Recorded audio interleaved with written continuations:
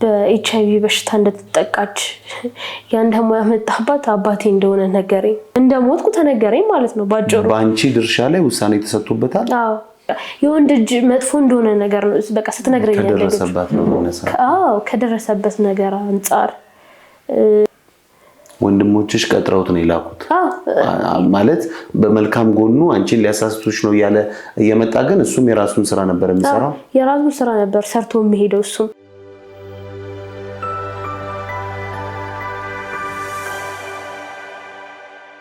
ሰላም ጤና ይስጥልን የዛጎል ሚዲያ ቤተሰቦች እንደምን ሰንብታችኋል?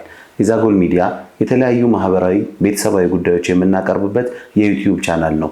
ለቻናሉ አዲስ ሆናችሁ ሼር፣ ሰብስክራይብ እና ላይክ በማድረግ ተቀላቀሉን። የእናንተ ሼር፣ ሰብስክራይብ እና ላይክ እኛን ያበረታናል።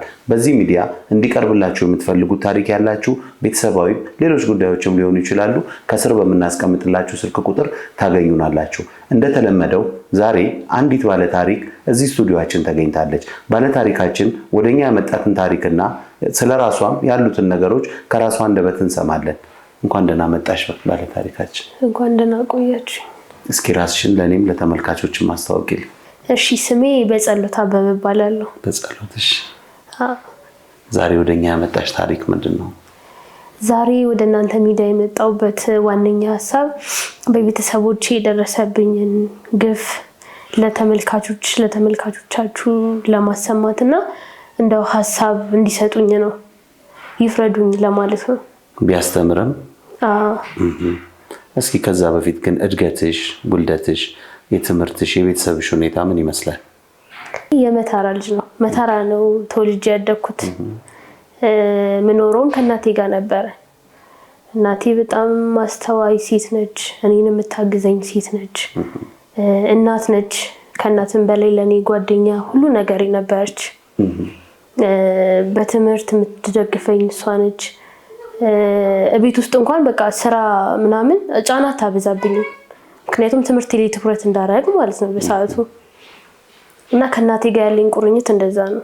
እናትሽ ብቻዋን ነበር የምታሳድግሽ? አባትሽስ? አባቴ እንኳን አላውቀውም ማለት ይቻላል። ማለት አላውቀውም ሳይሆን የመገናኘት እድላችን ጠባብ ነበር በሰዓቱ። ከኛ ጋር ነበረ። ለስራ ወደ ተለያየ ሀገር ሄድ ነበር። የከባድ መኪና ሹፌር ስለነበር ቢያንስ በወር አንዴ ሁለቴ ምናምን ነበር ወደኛ የሚመጣው። የመገናኘት እድላችን በጣም ጠባብ ነበር። ከአንቺም ጋር ከእናትሽም ጋር ማለት? ከኔም ከእናቴም ጋር። እናትሽ በምን ስራ ነበር የምትተዳደረው ታዲያ? እናቴ የምትተዳደረው ትንሽ ምግብ ቤት አላት። ለሹፌሮች ጧት ቁርስ ምናምን በመስራት ነው እኔን ስታስተምረኝ የነበረው። እዛው መታራ ከተማ ላይ? እዛው መታራ ከተማ ላይ። ያው መታራን እንግዲህ የምታውቃት ከሆነ ለሹፌሮች የማረፊያ ከተማ ነች ማለት ነው። ወደ ምስራቅ አካባቢ ለሚሄዱ የማረፊያ ከተማ ነች። አዎ ለዛ እኔ በዛ ነበር የምታስተዳድረን። ለቤተሰብሽ ብቸኛ ልጅ ነሽ? እስከ ተወሰነ ጊዜ ብቸኛ ልጅ ነበርኩ። ዘኪዬ ከመምጣቱ በፊት ታናሽ ወንድም አለኝ በርግጥ፣ ግን በዛ ሰዓት ለእናቴ እኔ ብቸኛ ልጇ ነበርኩ። አባትሽ ግን እንደዚህ ለረጅም ጊዜ በስራ ምክንያት ከቤት በሚርቅ ሰዓት ስሜትሽ ምን ነበር አንቺ?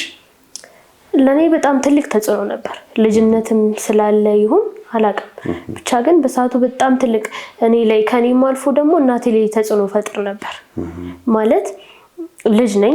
ነገሮችን እንግዲህ የነሱን ችግር እኔ አላውቅም በርግጥ፣ ግን ደግሞ አባቴስ ለምንድነው ከኛ ጋር የማይኖረው? ለምንድነው እንደሌሎቹ አባት ከኛ ጋር የማይኖረው? እኔ ለምንድነው ትምህርት ቤት የማያደርሰኝ የሚል ጥያቄ አመረ ውስጥ በጣም ይመላለስ ነበር። ያው የሥራው ባህሪ ነው እንጂ ሌላ ችግር ኖሮ አይደለም። የሥራው ባህሪ ነው እንግዲህ የእናቴ መልስ የሥራው ባህሪ ነው። እንደዛም ሆኖ ከወር አንዴ ምናምን ይመጣል እኮ፣ ግን በቃ ሌሎች አባቶች አሉ እንደዛ አይደለም ለኔ በሰዓቱ። ልጅነትም ስላለ ይሁን አላውቅም ብቻ ትምህርት ቤት አካባቢ የምታያቸው ልጆች ከአባቶቻቸው ጋር ምናምን ሲመጡ እሱ እኔ ላይ ትልቅ ተጽዕኖ ፈጥሯል። ከኔም አልፎ ደግሞ እናቴ ላይ እኔ ተጽዕኖ ማለት ተጽዕኖ እንዳሳደረባት። አባቴስ ለምንድነው የማይመጣው? ለምንድነው ከኛ ጋር የማይሆነው? እኔ ለምንድነው ትምህርት ቤት የማያደርሰው ስላት፣ እሷም ደግሞ መልሳ እና ከኛ ጋር ተቀላቅለ ኑር ምናምን የሚል ጥያቄ ጠይቀዋለች። እንደዛ በሚሆንበት ሰዓት አባቴ ብዙ ሰበቦችን ያቀርብ ነበር። የሥራ አጋጣሚ ነው፣ በቃ ሰበብ አለ። ስራ ዋነኛ የሱ ያለ መምጣት ችግር ነው የሚያቀርበው። የከባድ መኪና ሹፌር ነው ያልሽኝ? የከባድ መኪና ሹፌር ነው። ለዛም ነው በወር አንዴ በሁለት ወር አንዴ ምናምን የምንገናኘው። ያው ሰበብ ነው እሱ ማለት እንደ ሰበብ የሚያቀርበው ነገር ነው ና ወደ ቤት ስትለው እናቴ እንጂ ስራውም እሱ ነው። አንቺ ግን ቤት በምትሆኝበት ጊዜ መቼም የስንት ዓመት ልጅ ነሽ? ሁሉ ነገር ሲሆን እኔ ያኔ ልጅ ነኝ ቢያንስ 6 ምናምን ዓመት ቢሆን ነው በሰዓቱ ማለት ነው። እንደዛ ነው። ከዛ በኋላ ግን አሁን አባትሽ እናትሽ ወደ ቤት እንዲመጣ ስትገፋፋው ወይም ደግሞ አብራችሁ እንድትሆኑ ስትጠይቀው ብዙ ምክንያቶች እንደሚያቀርብላት ነግረሽኛል። እናትሽ ትነግርሽ ነበር ምክንያቶቹን? በቃ ስራ ነው የኔ ልጅ ታይ ምናምን አለቅስባታለሁ ምናምን ያው ልጅነትም ስላለ በጣም አልቃሻውንባታለሁ ምናምን እንደዛ አይደለም የኔ ልጅ ያው እናት ነች እኔን ለማረጋጋት ትሞክራለች። ተመልሶ በሚመጣስ ጊዜ እናንተ ቤት ነው የሚያርፈው? በሚያርፍ ጊዜስ የሚያደርግልሽ እንክብካቤ አንቺስ የነበረሽ ስሜት እንዴት ነበር? ዋው እሱ በቃ ናፍቄ ስለምጠብቀው የሚሆን እኔ አላቅም ማለት ናፍቄ ነው የማገኘው ምናምን ሲመጣ በቃ እንደማንኛውም አባወራ ነው የምንቀበለው ቤት ውስጥ። ግን ደግሞ የሆነ ሰዓት ላይ እስከነጭራሹ ጠፋ። በቃ እኔ ልክ የ10 ዓመት ምናምን ልጅ እያለሁ ጠፋ። ጭራሽ ቤት መምጣት አቆመ፣ መደወል አቆመ። በዛ ሰዓት ከባድ ነበር። ለምን ያህል ጊዜ ጠፋ ማለት ነው? ቢያንስ በቃ አመት ምናምን ጥፍት አለብን። ወደ እናንተም ሳይመጣ በዓልም ምንም አይመጣ? ምንም ጭራሽ። እሺ ስልክ ስንደውልለት አያነሳም። አንዳንዴ አልፎ አልፎ ይዘጋብናል ስልክ ራሱ። እሱ የምናገኝበት መንገድ እንዳለ ተጨናነቀ ማለት ነው። በሚቀር ጊዜም እናትሽ ሄዳ የምታገኝበት እድሎች የሉም? አንቺ ያለሽ ቤት ውስጥ አንቺ ነው ሰርቭ የምታደርገው? በቃ ደብዛው ጠፋ ጭራሹ ማለት ይቻላል። ይሄ ሁሉ ሲፈጠር በቃ እናቴ ነገሮችን መቋቋም አቃታት። እናቴ በጣም ልቧ ተሰበረ። እኔም እሷ ላይ ተጽዕኖ ፈጥር ነበር። አባቴ የሚለው ጥያቄ አለ። እሱን ሁሉ ተቋቁሟ ይችላ። ግን ከለታት አንድ ቀን ደግሞ በቃ ተመለሰ። ይቅርታ ጠይቃት እናቴን ያለውን ነገር ለማስተካከል ማለት ነው። ወደ ቤት ተመለሰ? ሙሉ ለሙሉ ወደ ቤት ተመለሰ ሳይሆን እንደ በፊቱ በቃ ውጥት ግብቱ እንደገና ጀመረ። ቢያንስ ጠፍቶ አልጠፋም። ያኔ ያው ይመጣል ይሄዳል። ከዛ ደግሞ እስከነጭራሹ ነው ጠፋ። ለአንድ አመት ጊዜ ያልሽኝ ማለት ነው? እስከነጭራሹ በቃ መምጣት አቆመ፣ መደወል አቆመ፣ ሁሉ ነገር ቆመ። ግን ደግሞ እንደ አዲስ ተመልሶ መጣ። ከእናቴ ጋር እርቅ አወረዱ። ይቅርታ ጠይቃት ማለት ነው። መልካም ይቅርታ ስጠይቃት እናቴም እኔ ያለው መሀላቸው እምቢ ማለትም አልችልም። እንደ በፊቱ መመላለስ ጀመረ። ከዛ በመሃል ዘኪዬ ተረገዘ። ኦኬ ታናሽ ወንድምሽ በዚህ በተመለሰበት ጊዜ ነው የተረገዘው? ዘኪ ማለት የኔ ታናሽ ወንድም ነው። ከዛ ዘኪዬም ተረገዘ። በዛ መሃልም አባቴ በመመላለስ ላይ ነው። ዘኪ ተረግዞ እስኪወለድ ራሱ ማለት ነው። እናትሽ ብቻዋን ነው የነበረችው በዛም ጊዜ? ብቻዋን ነች በቃ። ያው የሚያመላልሰው ረጅምም ጊዜ የሚያስጠፋው የስራው ባህሪ ነው አይደል? የስራው ባህሪ ነው ብለን ነው እኛ የምናስበው። እንደ ምክንያትም የሚያቀርብልን እሱን ነበር በሰዓቱ።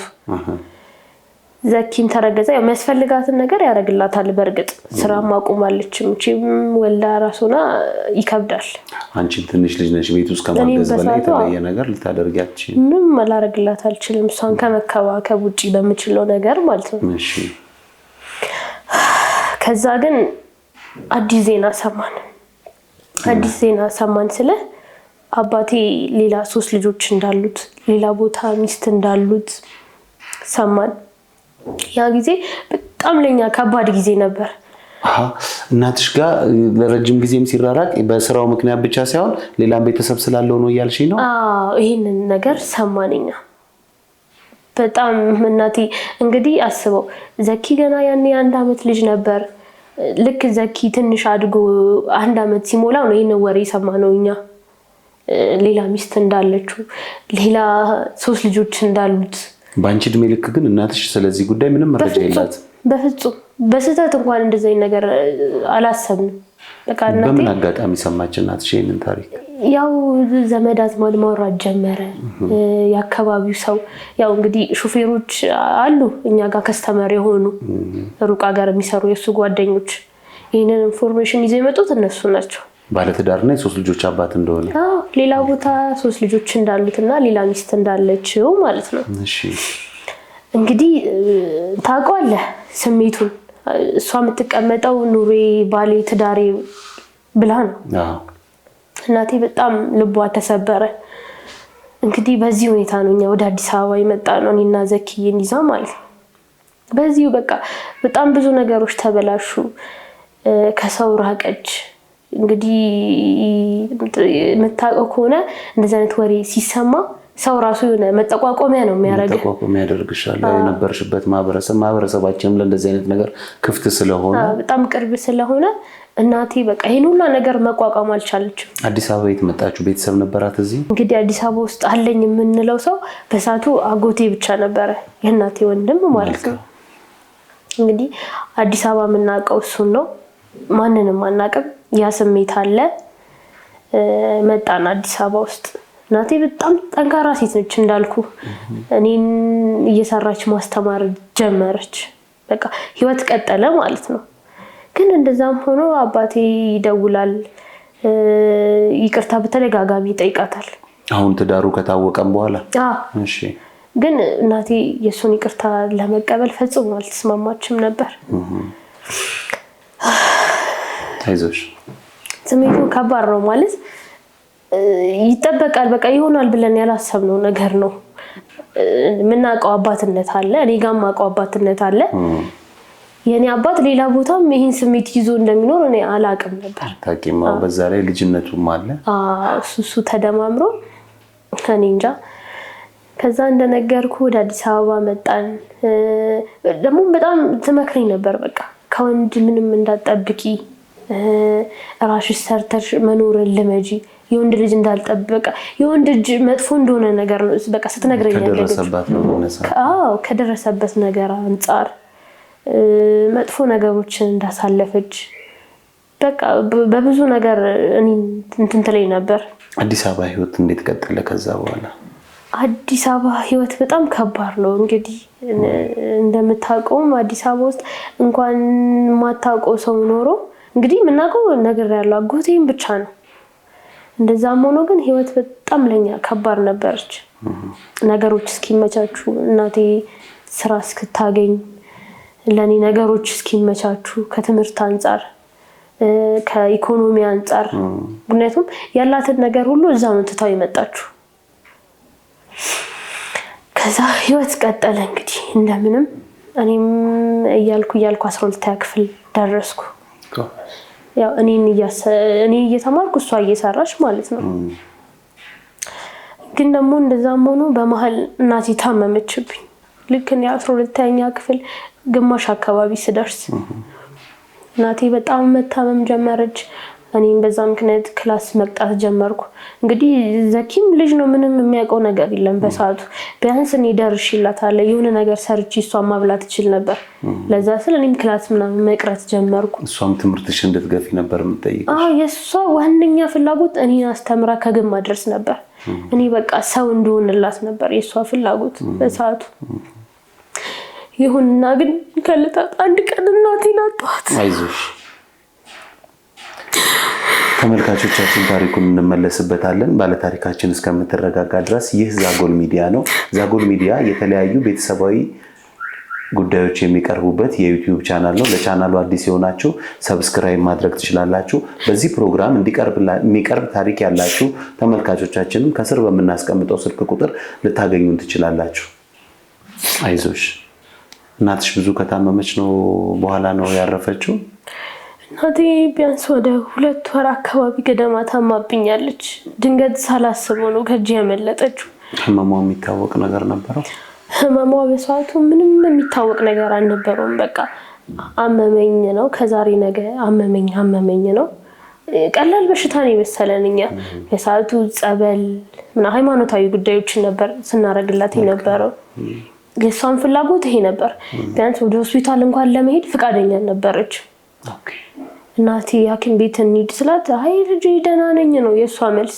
እንኳን እንዲህ ለሞት የሚያደርስ በሽታ ሳይሆን ራስ ምታት የያዛት ራሷ አትመስል። በቃ በጣም ታብረታኝ ነበር። ትምህርትሽን ነው የሷ መልስ ሁሌ።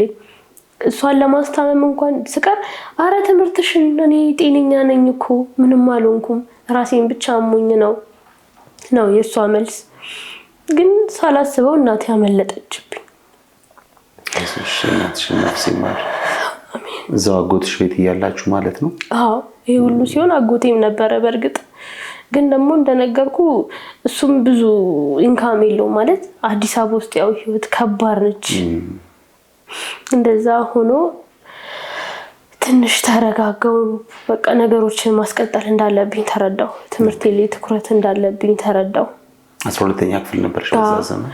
እንግዲህ እሷን ለማስታመም ስል ክላስ ምናምን እቀጣ ነበር ምናምን 12ኛ ክላስም ተፈተንኩ ምናምን። ግን ደግሞ ድጋሜ ሌላ ወሬ ተሰማ። አሁን ምን ተፈጠረ? አጎቴ የእናቴ የመሞት መንስኤ ምን እንደሆነ ነገረኝ። ይህ ማለት እናቴ በኤችአይቪ በሽታ እንደተጠቃች ያን ደግሞ ያመጣባት አባቴ እንደሆነ ነገረኝ። በሳቱ ከየት አግኝቶ ነው እሱ? ያው እሱ ያለውን ነገር ያውቃል። ኢቭን ለምን እንኳን ሆስፒታል እንደማትሄድ ያውቅ ነበር። ይሄ ነገር እንዳለ ስለሚያውቅ ነው። ቢያንስ እሱ ቢገፋፋት ያኔ ትሄድ ነበር። ግን እሱም ይሄ ነገር እንዳለ ስለሚያውቅ ነው ዝም ያለው በሳቱ።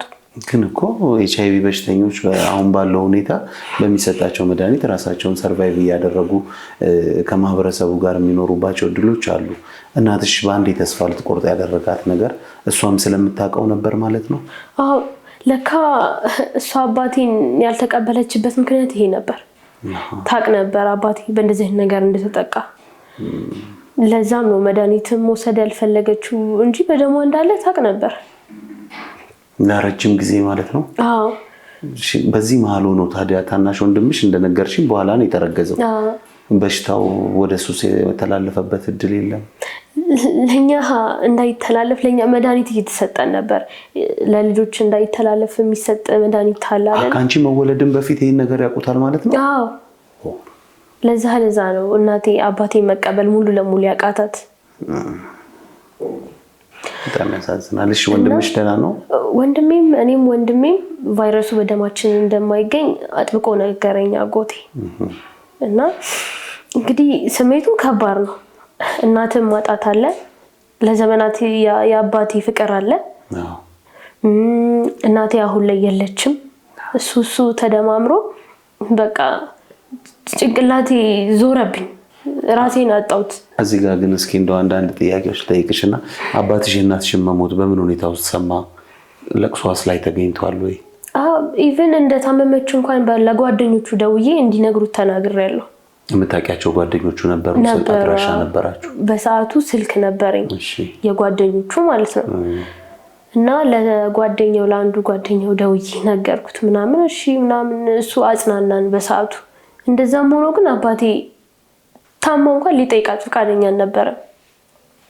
ያ ነገርም እኔን ጎርቶኛል ሲበዛ። ምክንያቱም ያ ሰው ለኔ አባቴ ነው። አባቴ የምለው ሰው ነው ምንም ቢሆን። የልጁ እናት ነች። እኔ ቃላት የለኝም። የልጆቹ እናት ናት። ህመሟን ሰምቷል። በዚህ ልክ ሽሽቱ ምናልባት እሱም የሚያውቀው ነገር ስለሆነ ይሆን? ምናልባት እንደዛ ነው የማስበው። ነው በቃ ያውቃል፣ ከሱ የመጣ እንደሆነም ያውቃል። እናቴ እንግዲህ ቤት ነው ከኛ ጋር የምትቀመጠው። እሱ ነው ብዙ ከተማ የሚሄደው። ያ ነገር ደግሞ ትንሽ ከተማ ውስጥ እንደዚህ አይነት ወሬ የመዳረስ አቅሙ ከፍተኛ ነው። ያንንም ሽሽት ይሆናል ወደ አዲስ አበባ ሙቭ ያደረገችው እናቴ። ለዛም ይመስለኛል ብዬ ነው ዛሬ ላይ የማስበው። አሁን ላይ ከአባትሽ ጋር ያላችሁ ግንኙነት ምን ይመስላል? ከዛ በኋላ እንግዲህ ህይወት ቀጠለች። እኔም ክላሴን 3.5 በማምጣት ጨረስኩኝ። ከዛ ግን በደስታዬ ቀን እንደዛ መጣለው አባቴ መጣ። የምርቃቴ ቀን በጣም የሚገርም ነው። እንግዲህ ምንም መናገር አልቻልኩም። ምክንያቱም እዛ ጋር ሰዎች አሉ። የምርቃት ድግስሽ ላይ ነው የመጣው? የምርቃት ፕሮግራም ላይ ነው የመጣው። በሰዓቱ እንዳልናገር መጥፎ ቦታ ነው ያ ቦታ።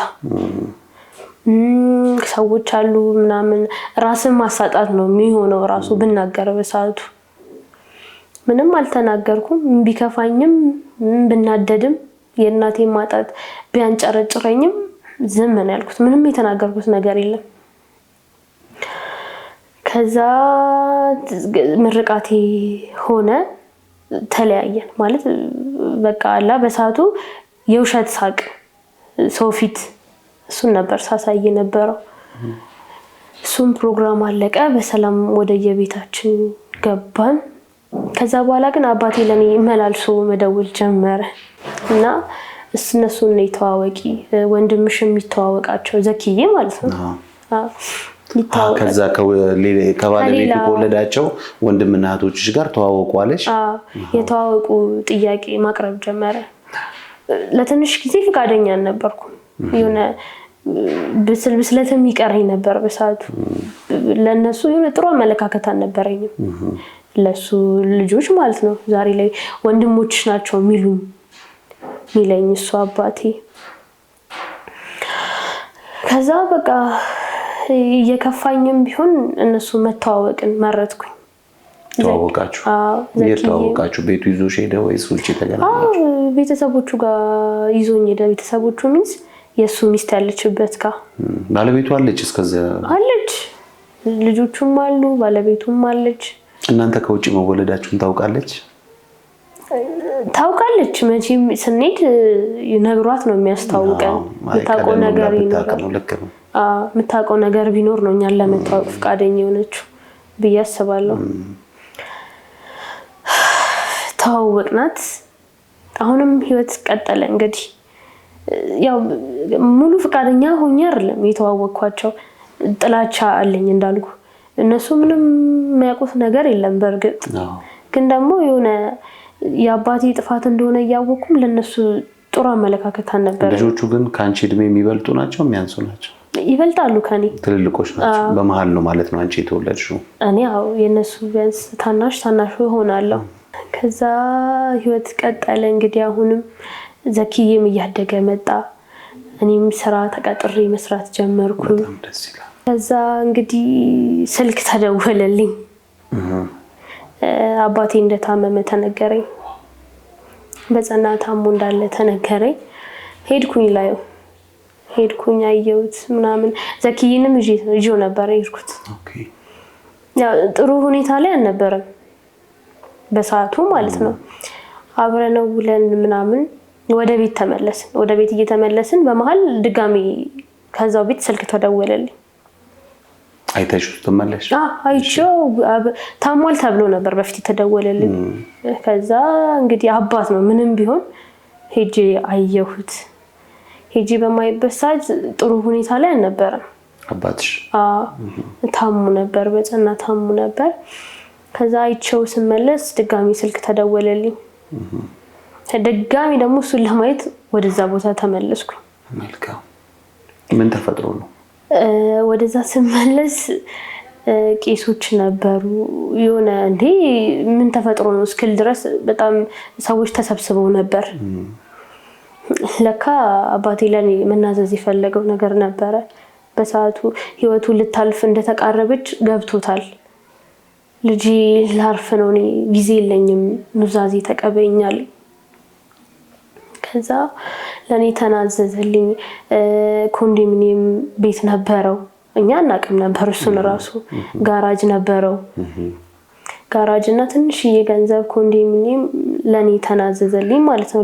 ለኔና ለዘኪ ለወንድሜ ተናዘዘልን። ከዛ ከትንሽ ጊዜ በኋላ አባቴ ማረፈ። ያው በጠላውም ወደዋለሁ፣ ምክንያቱም አባቴ ነው። ምንም ቢያረገኝም ቢገፋኝም ቢበድለኝም አባቴ ነው። አባቴን ደግሞ ድጋሚ ቀብሬው ድጋሚ መጽናናትን መለማመድ ጀመርኩኝ። ማንም እንደሌለኝ ተረዳው። ዘኪዬ ብቻ ነበር በቃ ከኔ አጠገብ እሱ ነበር፣ ወንድሜም እናቴም አባቴም። አንቺ ስራ ከጀመርሽ በኋላ በራስሽ እየኖርሽ ነበር ወይስ እዛው አጎትሽ ቤት ነበር? በራሴ አጎቴ ቤት ነን፣ ግን በቃ ነገሮችን በራሴ ነው የማደርገው። ወንድምሽን የምትንከባከቢ አንቺ ነሽ? ወንድሜን ማስተምረው እኔ ነኝ። ቤት ውስጥ የሚያስፈልገውን ነገር ማሟላው እኔ ነኝ። ሁሉን ነገር ኃላፊነቱ የኔ ሆኗል በቃ እናቴ ካረፈች በኋላ። ከዛ ቤት ግን እንደነገርኩ እናቴ ነበረች የምታኖረን። ከዛ እንግዲህ ማረፍ አልቀረም፣ አረፈ። ሲያርፍ የውርስ ሁኔታዎችን ለማመቻቸት እርምጃ ጀመርኩኝ። የተናዘዙልሽን ማለት ነው። የተናዘዘልኝን ነገር አንድ እርምጃ ወደፊት ለማስኬድ ማለት ነው። እንግዲህ አሁን ነው ወንድሞቼ ናቸው የምላቸው ሰዎች እኔ ላይ መነሳት የጀመሩት። አላቃቸውም፣ እኔና ዘኪን አናቃቸውም፣ ወንድምና እናት አይደለንም። እንደ አባታችሁ ወስዶ እኮ አስተዋውቋቸዋል ልጆቼ ናቸው ብሎ በሰዓቱ አስተዋውቆናል። ግን እነሱ እኛን ካዱን በቃ ጭራሽ። ከዛም አልፎ የዲኤንኤ ምርመራ ይደረግልን እስከማለት ድረስ ጭራሽ አይተውን እንደማያውቁ ሰዎች። ምንም አልተናገርንም። ዲኤንኤውንም ማስመረመርን ነገሮች መረጋገጥ እንዳለባቸው ስለምናግድ ስለሆነ እንጂ እኛ የምናውቀውን ነገር እናውቃለን። ቅድም ስትነግሪኝ ግን የሃይማኖት አባቶች ትልልቅ ሰዎች ሰብስበው አባቴ ለኔ ሊናዘዝልኝ ነበር ብለሽኛል። ኑዛዜያቸው በቃል ነው ወይስ በጽሁፍም ነበር? በጽሁፍ አለ፣ እኔ ጋር አለ፣ ቄሶቹ ጋር አለ እና ደግሞ ወንድሞቼ ናቸው የምላቸው ሰዎች ጋርም ወረቀቱ አለ። ልጆቹ ጋር ማለት ነው? ልጆቹ ጋር። ይሄንን ነው ማመን ያልፈለጉት ልጆቹ? ወረቀቱ እያለ ነው እንግዲህ ውርስ እንግዲህ በፊት አባቴ እኔ ስጠብቀው ማለትም ስለው ጥሩ የኑሮ ደረጃ ያለው ሰው አይመስለኝም ነበር። ግን ልጆቹን በመተዋወቅ በሚሄድበት ሰዓት አባቴ በጣም የጥሩ ደረጃ ላይ ነበር። በቃ የኑሮ ደረጃ በጣም ጥሩ ላይ ነበር። ልክ ወደ ግቢ ስንገባ 3 የቆሙ መኪኖች ነበሩ። አባትሽ ግቢ ውስጥ? መልካም። ጥሩ ቤት አለው። ቤቱ በቃ ውበቱ ጭራሽ ማልጠብቀው ነበር። እነሱም እንግዲህ ይሄን ትካፈለኛለች በማለት ነው። እናንተን አይጥቀም እንጂ አባታችሁ ጥሩ ደረጃ ላይ የነበረ ነው ማለት ነው። ጥሩ ደረጃ ላይ የነበረ ሰው ነው። እንግዲህ እነሱም ይሄንን አይተው ነው እኔን መጥፎ ነገር ውስጥ ለመክተት የፈለጉት። አንቺ ያገኘሽውን ነገር የመንጠቅ እርምጃ ካልሆነ በስተቀር አባትሽ በግልጽ እኮ ይሄንንና ይሄንን ብለው ከተናዘዙ የኑዛዜሽን ማግኘት የሚቻል ነው። ግን እነሱ በቃ ጭራሽ አላቅም፣ ማነች እቺ አናቃትም፣ አይተናት አናቅም እስከማለት ደረጃ ደረሱ። አንቺ ውርሱን ለማስተካከል በምትንቀሳቀሽበት ጊዜ ነው? እኔ ይሄንን ነገር እንዳላገኝ በጣም ብዙ ጥረቶችን እያደረጉ ነበር። ይሄንን ነገር በማደርግበት ድጋሜ አያቴ ደክማለች ተብሎ ተደወለልኝ ከመታራ። የእናቴ እናት ማለት ነው። መታራ ነበሩ የእናትሽ እናት? የእናቴ እናት መታራ ነበረች። ከዛ ደግሞ ድጋሜ ይሄንኑ ነገር እያስተካከልኩኝ፣ እሷም እናት ነች እንግዲህ ሁለተኛ እናት ነች። ምንም ማድረግ አልችልም። ተመልሼ ወደ እሷ ሄድኩኝ። ይሄንን እንዳለበት ትቼ ማለት ነው የውርሱን ጉዳይ አያቴ ጋር ሄድኩኝ። አያቴም በጠበኩበት ሁኔታ አላገኘኋት። በጣም ታማብኛለች፣ ደክማብኛለች። እንግዲህ እሷ ጋር እየቆየሁ ላስታመማት ሞከርኩኝ። ግን እሷንም በቃ በማላውቀው ሁኔታ አጣኋት። አያትሽም አረፉ? አያቴም አረፈች። አይዞሽ፣ ተረጋጊ። ውድ ተመልካቾቻችን ወደ ዝግጅታችን እንመለሳለን። ዛጎል ሚዲያን የምትከታተሉት ዛጎል ሚዲያን ነው። ላይክ፣ ሼር፣ ሰብስክራይብ ማድረግ እንዳትረሱ። በዛጎል ሚዲያ የሚተላለፍ ታሪክ አለን የምትሉ ከስር በምናስቀምጠው ስልክ ቁጥር ልታገኙን ትችላላችሁ። በዚህ ፕሮግራም ላይ ላይክ፣ ሼር እና ሰብስክራይብ ማድረግ እኛን ያግዘናል፣ ኮሜንታችሁንም ጭምር። እሺ። ከዛ አያቴም አረፈች። እንግዲህ ማንም አልነበራት። እንግዳ ምናምን እስከሸኝ ጊዜያቱን ፈጀብኝ ማለት ነው። እዛ ቢያንስ ወደ 2 ወር ምናምን መታራ ተቀመጥኩኝ። እንግዲህ እዛ ያለውን ነገር እስከጨርስ። ሌሎች ልጆች አልነበሯቸውም? የእናትሽ ወንድሞች? አያቴ ማንም ሰው አልነበራት እዛ ማለት ነው። ስትሞት ውርሱንም ለኔ ነው በኔ ስም ነው ትታልኝ ሄደችው። ለኔ ተናዛ ነው። ነገሮችን እስካስተካክል ጊዜ ፈጀብኝ። በሳቱ ከጎኔ አጎቴ ነበረ፣ ግን እሱም ስራ ምናምን ስላለበት ብዙም አልቆየም። ቀብር ፈጽሞ ቢያንስ ከ2 ሳምንት በላይ አልተቀመጠም እዛ። ወደ አዲስ አበባ ተመልሶ መጣ። እኔም በቃ በሳቱ ያለኝ አማራጭ አያቴ ነበረችበትን ቤት ማከራየት ነበር። እሱንም አከራየሁት።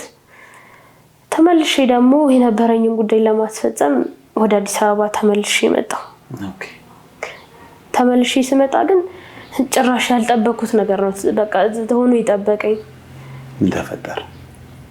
ዘኪ እንግዲህ እንደነገርኩ ልጅ ነው፣ ብዙም አልበሰለም። ከበፊትም ጀምሮ ከሀገር የመውጣት ትልቅ ፍላጎት ነበረው። ታናሽ ወንድምሽ? አዎ ታናሽ ወንድሜ። እንግዲህ የአባቴ ልጆች ናቸው ብዬ የማስባቸው ሰዎች ዘኪን በማስማማት ከሀገር አስወጥተውታል። እንደነገርኩ ትልቅ ፍላጎት በዚህ ውስጥ አንቺ መታራ በነበርሽበት ጊዜ? አዎ እኔ መታራ በነበርኩበት ሰዓት ማለት ነው። ዘኪ እንግዲህ ወደ ሊቢያ ልከውታል አስማምተው ማለት ነው። እንግዲህ እንደነገርኩ እሱ ትልቅ ፍላጎት አለው ከሀገር የመውጣት እና ወደ ሊቢያ በባህር ምናምን ልከውት ነው? አዎ በህገወጥ ነገር ነበር ሄደው። ከዛም አልፎ እሱን ለማስለቀቅ ብር ላኪ ተብዬ ከአንዴም 2 ብር ልኬ ነበር ሊቢያ ላይ ተይዞብኝ ማለት ነው። ወደ አንቺ ተደውሎ? አዎ ወደ እኔ ተደውሎ፣ ግን እስከ ዛሬ ድረስ ዘኪ የለም፣ አልተገኘም፣ አልተመለሰም። ሊቢያ የሚኖር ከዛም ይውጣ የምታውቂው ነገር የለም? ምንም ነገር የለም። እሺ ከዛ ዘኪን አስማምተውት እንግዲህ እነዚህ ሰዎች ምንም ቢሆን የአባት ልጆች ነን። እውነት ነው። ይሄን ሁላ ነገር የሚያደርጉት እኔን ከጨዋታው ውጪ ለማድረግ ነው። እኔ ግን እንዲህም ሆኖ ተስፋ አልቆረጥኩም፣ ትግሌን ቀጠልኩኝ። እንደዚህ የሚያደርጉት ሰዎች እንግዲህ የአባቴ ልጆች ናቸው ብዬ የማስባቸው ሰዎች ናቸው። ከዛም አልፎ እኔ በቃ አንድ ብሬንም አጥቻለሁ፣ እዚህ ጋር ወንድሜንም አጥቻለሁ። ወንድሜንም ማግኘት አልቻልኩም። ከአንዴም 2 ብር ልክ ያለው እሱ ተይዟል፣ ብር ላኪ ተብዬ ጭራሽ በቃ አዝያዙኝ። ወደ ህግ ሄድኩኝ ማለት ነው፣ በህግ ያለውን ነገር ለመፍታት። እንግዲህ ለምን ላካችሁት ማለት አልችልም፣ ምክንያቱም በራሱ ፍላጎት ነው። የነሱ ግፊት ይኖረው እንጂ በራሱ ፍላጎት ነው ሄደው። በህግ መሄድ ጀመርኩኝ። ብዙ ጠበቃዎችን ገዛው ምናምን። በህግ ነገሮችን ማስኬድ ሲጀምር ከኔ ጋር ለመስማማት መሞከር ጀመሩ። ምክንያቱም እኔ ጋራጁ የት እንዳለ አላውቅም፣ ብዙም የማውቀው ነገር የለም አባቴ ከነገረኝ ውጪ። ኮንዶሚኒየሙ በምን ሁኔታ ላይ እንደሚገኝ አላውቅም። እሱን የሚያውቁት እነሱ ብቻ ናቸው፣ ያው ከአባቴ ጋር ከነበራቸው ቁርኝነት አንፃር ማለት ነው። እና ምን አይነት ሐሳብ አቀረበልኝ? ይሸጥና ጋራጁ ይሸጥና ኮንዶሚኒየሙ ይሸጥና ተሽጦ ይሰጥሽ ነው ገንዘቡ። እንግዲህ እኔም ነገሮችን ለማስጨረሽ ወዲያ ከሚል አቋራጭ መንገድ ነው ብዬ ማሰብ ጀመርኩ። ተሽጦ ገንዘቡን ባገኘው በቃ የሆነ ነገር ማድረግ እችላለሁ ብዬ አሰብኩ። በእነሱ ሐሳብም ተስማማው። ሐሳቡ ከነሱ ይምጣ እንጂ እኔ በሳቱ ጥሩ ሐሳብ ነው ብዬ ነው ያሰብኩት። ግን ደግሞ አንዴ እነሱ ወዳጅ ነው የምለው ሰው ወደኔ መጣ። እሱም ሌላ ሐሳብ ይዞልኝ ነው የመጣው። የነሱ ወዳጅ ማለት ከመሃላቸው ነው ወይስ ሌላ ሰው ነው? የነሱ ወዳጅ ስለነሱ የሚያውቅ ሰው፣ ስለነሱ ኢንፎርሜሽን ያለው ሰው ማለት ነው። ከዛ እኔም መምከር ጀመረ ያ ሰው። ያሰብኩት ነገር መጥፎ እንደሆነ፣ ሌላ ወረቀት ሊያስፈርሙኝ እንደሆነ የነሱ ሐሳብን በከፊሉ አስረዳኝ ማለት ነው። መጀመሪያም ይሸጥና ለአንቺ ድርሻሽን እንስጥሽ የሚሉሽ በክፋት ተነሳስተው ነው ብሎ ነገረሽ? አዎ እውነቱን ነገረኝ ማለት ነው። ሌላ ወረቀት ሊያስፈርሙኝ እንደሆነ፣ ያ ነገር የእውነት እንደማይሸጥ ወደ ራሳቸው ለማስተካከል እንደሆነ ማለት ነው። በዚህ ልክ መቼም ሊጠረጥሩሽ አይገባም። የተማርሽ ነሽ፣ ወጣት ነሽ። በዚህ ልክ መቼም የተሳሳተ ወረቀት እነሱ ያሰቡበት መንገድ ሌላ እንዳለ እኔ ላውቅ አልችልም። ግን ምናልባት ሰውየው ሲማከሩ የሰማው ሊሆን ይችላል የነገረሽ። ሊሆን የእነሱ ቅርብ ወዳጅ ነው እንግዲህ ቢያንስ የሚውሉበትን የሚያደርጉትን ነገር በከፊሉ ቢሆንም ያውቃል ያ ሰው። እንግዲህ እዚህ ጋር የካሌ ነው ብዬ መናገር አልችልም። ለሱ ራሱ አስጊ ነገር ነው። ካሌ ነው ማለት አልችልም እዚህ ጋር ማለት ነው። ግን ያ ሰው ለነሱ በጣም የቅርብ ወዳጅ ነው። ከዛ እኔም በሐሳባቸው መስማማት እንዳልፈለኩ ተስማምቻለሁ። ከጊዜ በኋላ ነው አልፈልግም፣ መስማማት አልፈልግም፣ በቃ ትቼዋለሁ ብዬ ነገርኳቸው። ትቼዋለሁ ብቻ ነው ወይስ የህግ መንገዱንም ቀጠልሽ? ነው በሰዓቱ ሊሸጥ የነበረውን ነገር አልፈልግም፣ አይሸጥም ነው ያልኳቸው። ግን አሁንም የራሴን እርምጃ ቀጠልኩኝ። እኔ የራሴን እርምጃ ቀጠልኩኝ። አሁንም እነሱ እኔን መጎንተል አላቆሙም። ምን ያደርጋሉ? ማለት ጠበቃዎችን ለራሳቸው እስከማመቻቸት ድረስ ይሄዱ ነበር። ለካ ያ ሰው በእነሱ የተገዛ ሰው ነበር። እንግዲህ አሁን የምነግርህ ነገር ሊያደናግር ግራ ሊያጋባ ይችላል። እኔ ለብዙ ጊዜ የታመንኩበት ነገር ነው። እኔ ወዳጅ ነው ብዬ ያሰብኩት ሰው በእነሱ የተገዛ ሰው ነበር። እኔን ለማዘናጋት እኔ አንድ እርምጃ ወደኋላ እንድቀር እያደረገኝ ነበር። ወንድሞችሽ ቀጥረውት ነው የላኩት ማለት በመልካም ጎኑ አንቺን ሊያሳስቱሽ ነው እያለ እየመጣ ግን እሱም የራሱን ስራ ነበር የሚሰራው። የራሱን ስራ ነበር ሰርቶ የሚሄደው። እሱም ሌላ ወረቀት ነው ሊያስፈርሙሽ ያሰቡት ሌላ ወረቀት ነው። ቤቱን ሊሸጥ አይደለም እያለኝ ሲያስማማኝ የነበረ ሰው ህይወቴን ወደኋላ እየጎተተ የነበረ ሰው ነው። እንደዛም ሆኖ እኔ በቃ አልደከምኩም፣ አልሰነፍኩም። ነገሮችን ከግብ ማድረስ እንዳለብኝ ነበር የሚሰማኝ። ድጋሜ ሌላ ጠበቃ ገዛለሁ፣ ነገሮች አይሳኩም። ድጋሜ አሁንም ሌላ ጠበቃ። ከዛ ግን ፍርድ ቤት አንድ ቀን በሚሄድበት ሰዓት እኔ በሌለውበት ሁሉ ነገር ተስተካክሎ እንዳለቀ። ምን ማለት ነው? እኔ በሌለውበት ሁሉ ነገር ተስተካክሎ እንዳለቀ ማለት እንግዲህ እዚህ ጋር የምነግርህ ነገር ትንሽ ሊያደናግር ይችላል። ማለት እኔ በሌለውበት ነገር ሁሉ ነገር እንደተስተካከለ። እንግዲህ እንደነገርኩ ዘኪ የለም፣ ውጪ ነው። እኔ ደግሞ አያቴ ጋር በነበርኩበት ሰዓት እኔ እንደሞትኩ ሐውልት ተሰርቶ የሙት ወረቀት ፍርድ ቤት ገብቶ አንቺ በህይወት እያለሽ የሁሉ ተደርጎ? አዎ እኔ በህይወት እያለሁ። ወንድሞች ናቸው ይሄን የሚያደርጉ? አዎ የአባቴ ልጆች ናቸው የምላቸው ሰዎች ናቸው እንግዲህ ይሄንን ሁሉ ነገር የሚያደርጉት። እንግዲህ ከባድ ነው ማለት አንድ ሳምንት ሙሉ ራሴን የታመንኩበት ነገር ነው። እኔ በህይወት ቆሜ እያለሁ የለችም ሞታለች ተብሎ ነው እንግዲህ ወረቀት ፍርድ ቤት ገብቶ የውሸት ማስረጃ ማለት ነው። ፍርድ ቤት የሞት ሰርተፊኬት ሁሉ ገብቷል። ፍርድ ቤት የሞት ሰርተፊኬት ሁሉ በቃ ፍርድ ቤት ገብቶ እኔ ምንም ነገር ማድረግ እንደማልችል ተነገረኝ። እንደሞትኩ ተነገረኝ ማለት ነው ባጭሩ። በአንቺ ድርሻ ላይ ውሳኔ ተሰጥቶበታል? አዎ እኔ ምንም ሞቻለሁ። የኔን ድርሻ እንግዲህ የአባት ልጆች እነሱ አሉ ሙሉ ለሙሉ እነሱ እንደሚያገኙት፣ ምንም አንድ እርምጃ ምንም ማራመደው ነገር እንደሌለ ተነገረኝ። እንግዲህ ያ ጊዜ ለኔ በጣም ከባድ ነበር። አንድ የአያቴ መሞትም አለ። ስመጣ ደግሞ እዚህ ጋር ሟች ነሽ ተባልኩ። ማነሽ አንቺ እስክባል ድረስ ማለት ነው። የሞት ሰርተፍኬት ገብቷል። ምንም የማገኘው ነገር የለም። ስንት ጊዜ የደከምኩበት ነገር ነው። እንግዲህ በእነዚህ ሁሉ የሐሰት ሰነዶች ፍርድ ቤቱን አሳምነው ያንቺን ድርሻ ወርሰውታል? አዎ የኔን ድርሻ ሙሉውን ነገር አግኝተውታል። እሺ ምን መናገር እችላለሁ ታዲያ? እንግዲህ ይሄንን ተመልካቾች ይፍረዱኝ ብዬ ነው ወደ እናንተ የመጣሁት። አሁን አንቺ ምንም እጅሽ ላይ እንደሌለ ነው። ፍርድ ቤቱ ፕሮሰሱን ቀጥሎታል ወይስ የተዘጋ ፋይል ነው? የተዘጋ ፋይል ነው አሁን ላይ። እኔ ሟች ነኝ። ውርሱን ወንድሞቼ ያገኝተውታል። ዘኪም የለም። ሙሉ ለሙሉ ወንድሞቼ የአባቴ ልጆች ናቸው የሚባሉ ሰዎች ወደ ራሳቸው ነገሮችን እንዳለ አስተካክለው ጨርሰዋል። ግን አንቺ አሁን በህይወት አለሽ፣ የፍርድ ቤቱን ሂደት ማስቀጠል ትችያለሽ እኮ። ይግባኝ ብያለሁ በእርግጥ። አዎ ግን ደግሞ አንደኛው ልጅ ከሀገር እንደወጣ ነው የተነገረኝ። ከነዚህ ኮራሾቹ ባሉትም ቢሆን ፍርድ ቤቱ የሚያስቀጥለው ይመስለኛል። እንግዲህ አሁን ሂደት ላይ ነኝ። ይግባኝ ጠይቄያለሁ። እንግዲህ ይሄንኑ ነው ተመልካቾች ይፍረዱ። እስኪ እንደው ለተመልካቾቻችን አሁን ካንቺ ታሪክ ምን እንድንማርበት ትመክሪያለሽ? እንግዲህ ተመልካቾች ከኔ ህይወት ብዙ ነገር መማር ይችላሉ። በመጀመሪያ ልጅ በቃ የትም ቦታ ተለያይቶ አባትና እናት እንዳይለያይ። እንግዲህ እኔ እናትና አባቴ አንድ ላይ ቢሆኑ አባቴ ከሌላ ቦታ ልጅ ባይኖረው ዛሬ እኔ እዚህ አልመጣም ማለት የሁሉ ነገር አይፈጸምብኝም ነበር። የሁሉ መገፋት እኔ ላይ አይደርስም ነበር ብዬ አስባለሁ። እና እባካችሁን አባቶች እባካችሁን ማለት ከኔ ህይወት ተማሩ ነው የምለው።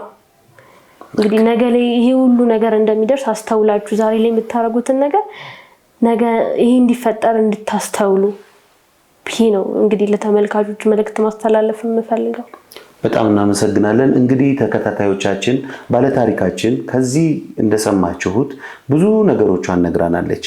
እኛም ከዚህ ፕሮግራም እንደምንረዳው ቤተሰብ በተለያየ ቦታ መኖሩ ብዙ ክፍተቶችን እንደሚፈጥር ያስተምረናል።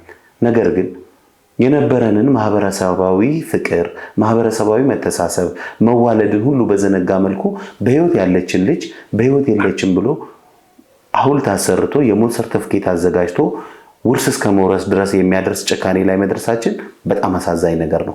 ተመልካቾቻችን ዛጎል ሚዲያ ለዛሬ የነበረው ዝግጅት ይህንን ይመስላል። እንግዲህ እናንተ ከባለ ታሪካችን በመነሳት የምትማሩበትን ነገርና ለባለ ታሪካችን ይጠቅማል የምትሉትን አስተያየት ሁሉ በአስተያየት መስጫ ሳጥኑ ላይ ታስቀምጡልናላችሁ። እኛም እንደተለመደው ሌሎች ታሪኮችን ይዘን እንመለሳለን። ውድ ተመልካቾቻችን እንግዲህ በዚህ ታሪክ ላይ እንደተመለከታችሁት ነው እኛም እንደ ሚዲያ ባለታሪካችንን ማገዝ ባለብን የህግ አግባብ ሁሉ እናግዛለን። ነገር ግን በዚህ ሚዲያ ላይ እንዲቀርብ ወይም ደግሞ ከዚሁ ታሪክ ጋር ተያያዥ ያላቸው ወንድሞቿ፣ ሌሎች ቤተሰቦች ምናልባት ውጪ የወጣው ወንድሟም ይህን ፕሮግራም የሚያይ ከሆነ በሰላም ካለበት ሀገር ምላሽ የሚሰጠን ከሆነ የምናቀርብ ይሆናል። እንግዲህ እናንተም ይህ ፕሮግራም ከቀረበ በኋላ የምትመለከቱ የባለ ታሪካችን ቤተሰቦች እኛም ቀርበን ምላሽ መስጠት እንፈልጋለን የምትሉ ከሆነ እኛም እየተከታተልን ለእናንተ የምናቀርብ ይሆናል። ወደ ስቱዲዮአችን መጣችሁ ምላሽ መስጠት የምትፈልጉ ካላችሁ ስቱዲዮአችን ለሁሉም ክፍት ነው። እንደተናገርነው ከስር በምናስቀምጠው የስልክ አድራሻ ልታገኙን ትችላላችሁ። ዛጎል ሚዲያ የእናንተን ድጋፍ ይፈልጋል። ላይክ፣ ሼር፣ ሰብስክራይብ ማድረግ እንዳትረሱ። ተመልካቾቻችን ለዛሬ የነበረን በዚህ ያበቃል። በሚቀጥለው ፕሮግራም እንገናኛለን። ሰላም ሁኑ።